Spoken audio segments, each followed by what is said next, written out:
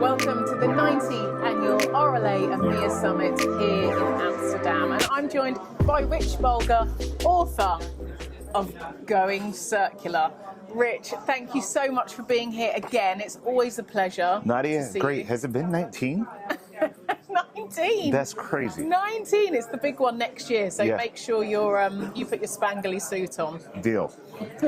Now, tell us what's changed since we last saw you in Vegas. Well, I've been real busy. In Vegas, we launched the book Going Circular: The Evolution of Reverse Logistics into a Competitive Weapon, as a tool to go through and teach people not just what the circular economy is, but how to make it work through reverse logistics. I've started using the term circular logistics to help communicate the movement from the point of use back, which is what reverse is, to the next point. And you can measure the success of a circular economy program by measuring how many times a product goes from forward to reverse, back to forward. So Going Circular has now been transformed into a master's class. I got to go through and teach in Barcelona. Wow. A summit with about 18 director level and above people, and I've been able to go through and visit with some companies and do longer sessions, 3 days of going through in depth and teaching how to do reverse logistics at scale. Well, congratulations. That's an amazing achievement. Now, I know that one of your hopes was to get the course into at least 15 universities. Yes. Tell us how your work on that's going. So the reason why I wanted to try to go through and get into 15 universities is throughout my time in the Reverse Logistics Association, I haven't found more than 2 colleges that even offer one course. University of Central Florida has a course. The American Public University Systems has a program, a bachelor's and a master's degree program. I just completed my master's degree, so the textbook that they were using was from 1999, so it was a little bit dated. Good stuff in there, but I'm on a mission right now to get these colleges and universities that are teaching business management and logistics to offer a course on reverse. So right now, the American Public University Systems has rewritten and updated their course using Going Circular as the textbook for the Introduction to Reverse Logistics course. So it's starting to go through and get picked up, and there's a lot of interest, particularly here in Europe, about circular logistics and how to move. So there's a hunger for this type of content. Well, again, another huge congratulations, because it really is incredible. And I know you launched the book in Vegas. We launched the book. You helped me do it. Yeah. Make sure you come back for the second edition. Yeah. Now, how do RLA support you? Obviously, it was at the RLA event. How do RLA support you with this kind of thing? I mean, obviously, it's huge to educate the industry. Well, if you talk to Tony, the very first book, Going Backwards, Reverse Logistics Trends and Best Practices, written in 1999, was given away for free. So he was able to download it when he got pulled into reverse logistics to learn what it was that he was expected to do. So, and since then, and since I've known Tony, he's been talking about getting an update to that book.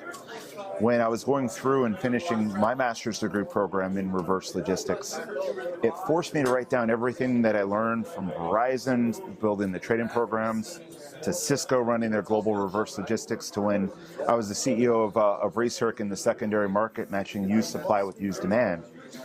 And I had all of this content that was on paper, but it wasn't organized.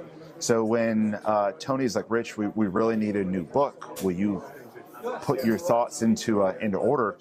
It was a challenge to go through and take something that was as complex as reverse logistics and try to zoom out and simplify it and put it in a logical order. So Tony was very good at helping me go through and conduct the research.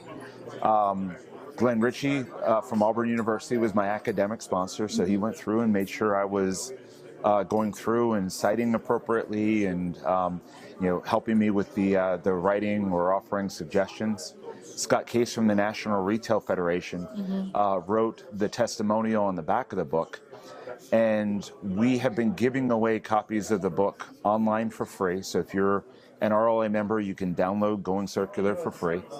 We gave away 900 copies to everyone that attended the event in Las Vegas, and we're giving away 100 copies here today. Wow. To anyone that would like to learn more about reverse logistics. Well, at these events, RLA's events, it's, you get so much from the networking and from the people that are here. But I feel like it's not just about that for you. There is so much more on the education you're so passionate about and making sure that people keep learning. Right.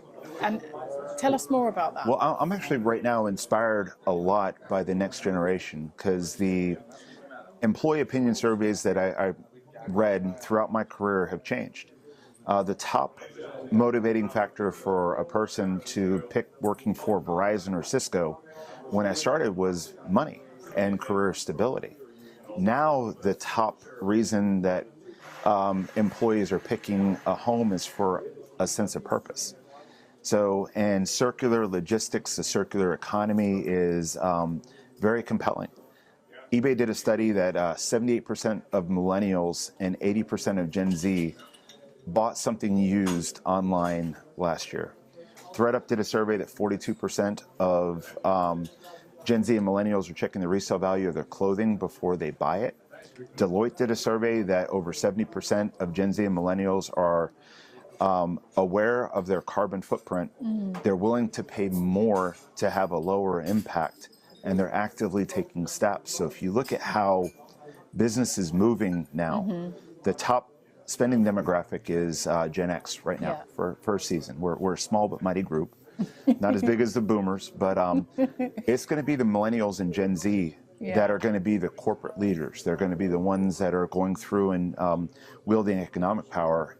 They're used to buying used, and they actually think that you're making a poor decision for the environment and for your wallet if you buy new. So it's creating this new dynamic where the used clothing market is growing 3 times faster than the new clothing market. So I'm in love with the fact that I get to do something that's right for the environment, that's smart business, that there's a lot of passion around, and I just kind of feed into it. Yeah, absolutely. And as Joyce said in her presentation, there is one Earth. We have to look after it. That's exactly right. Well, it's been a joy, as it always is, to see you again. Thank you so much. We could chat for hours if we had We the definitely time. could. Next year when we see you, hopefully there will be 15 universities, if not 16, with the course in hand. So good luck. Thank you so much. Thank you, Nadia. And thank you for watching IDX TV here at the RLA